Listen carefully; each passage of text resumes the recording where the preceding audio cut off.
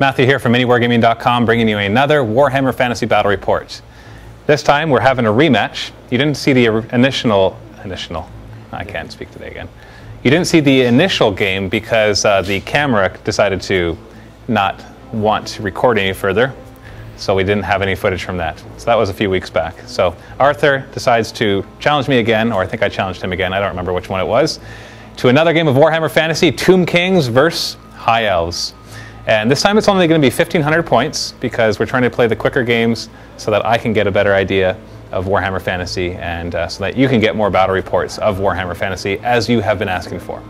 So we're going to jump right into this. Arthur's got a more magic heavy army, and I've decided to shy away from magic because last time I played against him, basically never got to use magic with a level 4 wizard who gets like plus, I think something like 35 to all your dice rolls. Pretty much. Something like that. It's basically, the elves have a special rule. You cannot use magic. That's their special rule.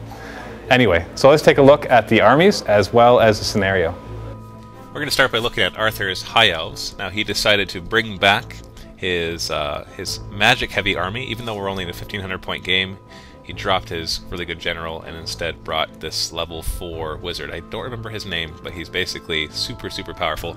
He gave him a 100-point item that basically any doubles he rolls in his magic become irresistible force. And then he's brought his traditional army of the swordsmen, the spearmen, and of course he brought the High Elf Knights as well. The Knights are quite good. They're 2+ save and they hit hard, so they're going to be a bit of a trouble for the Tomb Kings. And these two young dragons are actually proxying for 2 great eagles. On my side, knowing that I was going up against High Elves, I decided not to go magic heavy. Instead, I've actually brought a Tomb King and a Tomb Prince. So here's our Tomb King. He's going to be joining this squad, the large horde of Tomb King skeleton warriors. We've got a regular Lich Priest. I upgraded him to level 2 just for the little extra benefit. And this is a Tomb Prince on a chariot. I'm just proxying a model in there, but that is what he is going to be. So we've got a large group of skeleton warriors with full command and 5 chariots because they're going to be joined by the Tomb Prince on chariot. And then we have the Screaming Skull catapult, as well as a Bone Giant, or as it's now called, something else. They changed the name of it in the new codex. So looking at the deployment, we rolled off, and we're going to go back and forth with our deployment here. The strategy that you're going to see on my side is not unfamiliar if you've watched the other battle reports where I have the large horde of skeleton warriors right in the middle. We rolled off and I get to deploy first, so that gives me a little advantage in trying to get the first turn. And then my chariots, of course, are just slightly held behind the skeleton warriors, just ready to fire all their arrows into battle and then charge in once they are in range. And then, of course, the Screaming Skull catapult is right behind them, so that he can provide some extra fire support. Now the Hierophant, that level 2 Lich Priest, he's actually going to join the main squad of skeleton warriors because he has Regenerate 6, which means he gets basically it's a 6+ ward save, and he grants that to a unit that he joins. So the Tomb King will be in there to give them weapon skill 6, and the Hierophant will join them to give them a 6+ ward save. Now they already have a 6+ ward save from their shields and hand weapon in close combat, but this will give them a ward save against flanking attacks, shooting attacks, and most magic.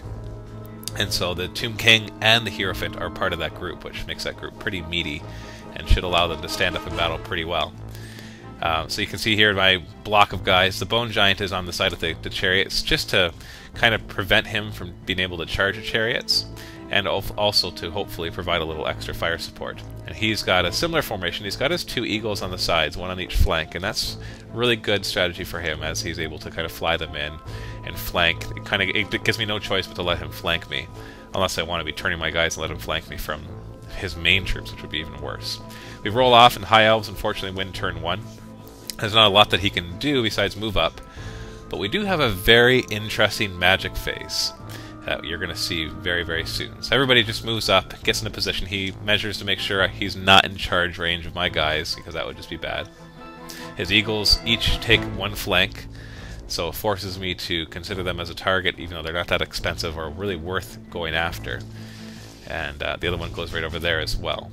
In the magic phase, he only rolls double 1 to get to get extra magic, but he's got enough that he casts this ridiculous spell. It's a large blast. I have to take an initiative test or be removed from play. I actually failed my lookout, sir, and my Tomb King is removed from play. as well as something like 15 skeleton warriors. So right away in the magic phase, he manages to land this spell on top of me. And because he has this 100-point item that any doubles are irresistible, he actually casts it Irresistible Force and remove my Tomb King from play, as well as like 15 skeletons.